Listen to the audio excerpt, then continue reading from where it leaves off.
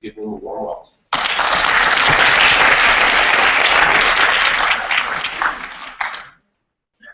Most people think cell phones are a good thing that connect us worldwide, which they do, and that is a good thing.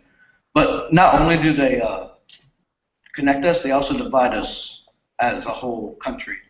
It lowers our social skills, and even in other countries, there's the use of child slavery, and cell phones also produce major amounts of e-waste.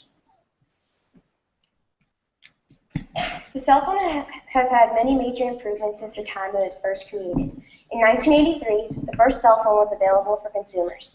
This phone was called the Motorola Dynatac. It weighed 1.5 pounds and had the battery life of 8 hours. 10 years later, IBM and Bell South came out with the world's first smartphone. This phone had features such as a pager, email access, and the ability to send faxes. In 2002, phones with cameras became available. In 2003, the BlackBerry came out, which had the ability to send text messages and had a web browser. In 2007, the first iPhone came out. This was the first phone to have a touch-sensitive screen. Everyone knows how the cell phone is great for recreational use, but it's also a wonderful educational tool. People use cell phones in their work, school, and everyday life. Cell phones are very reliable for students to gather information that they need for class. In an event of emergency, cell phones can notify students and faculty immediately. Cell phones are also great to allow students access to online sources to help them with their homework and projects. Intoxication. Intoxication is proven by experts to be more dangerous than intoxicated driving. Recent studies show that 98% of cell phone using drivers cannot operate their vehicles safely. This helps support while cell phones are the #1 distraction among drivers. United States territories such as Guam, Puerto Rico, U.S. Virgin Islands, 43 U.S. states, and Washington, D.C. each ban texting while driving. This helps show the severity of such a situation. The NHTSA estimates that over 13,000 automobile accidents each day are due to a distraction on the road, 16 of which are deaths.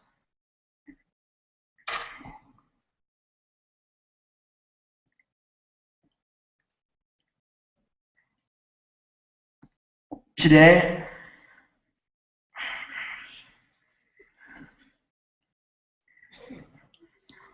a simple text, call, or even game is not worth a life. Today it's a random civilian, tomorrow it's you, America. Cell phones are often seen to be a distraction in the classroom, but they may actually be beneficial.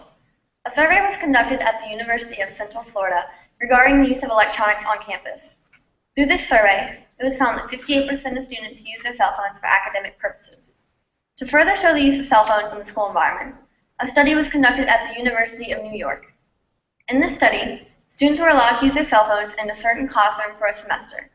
At the end of the semester, each student completed a survey regarding on how they felt about using their cell phones in the class. Through the survey, it was found that most students thought that using their cell phones was actually helpful to their learning.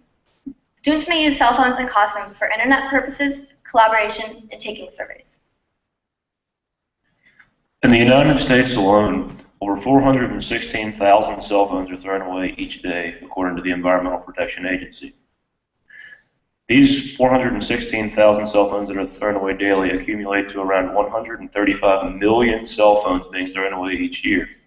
In these 135 million cell phones, there are precious metals such as gold and silver, and other metals such as copper, which can be used for building materials, wiring, plumbing, car parts, all kinds of things that are just being thrown away. In these 135 million cell phones, there are approximately 7,000 pounds of gold, 75,000 pounds of silver, 3,000 pounds of palladium, and 2,700,000 pounds of copper. In these cell phones that are thrown away, they also contain elements such as lead and chemicals such as sulfuric acid in the batteries. When lead and sulfuric acid leak into a water table, it contaminates the water, which can cause cancer and birth defects in humans, as well as destroying the environment that drinks from this water, killing animals and plants. On April 16, 2007, a gunman attacked the campus community at Virginia Tech. 32 people died and 17 were wounded. In a crisis like this one, there's often mass confusion and communication systems can become jammed. Since then, companies have developed emergency notification systems. An example of one of these systems is E2 Campus. E2 Campus allows for campuses to contact students and faculty in the event of any emergency, including weather-related ones. The E2 Campus currently serves over 800 schools, including VCU and UVA. This system has the ability to send 80,000 text messages a minute, 120,000 emails a minute, and 30,000 60-second calls a minute. Because 90% of college students have cell phones, sending alerts has become an increasingly popular method for keeping students safe. Here, this shows a picture of a 12-year-old child in mining for the mineral known as coltan, which is found in today's cell phones. Child slavery was outlawed in the United States in the 1800s, and ever since in the Democratic Republic of Congo it's been used. It's averaged that 6.6 children die every month in these mines from soil collapses such as this. That's averaged at about 80 deaths per year.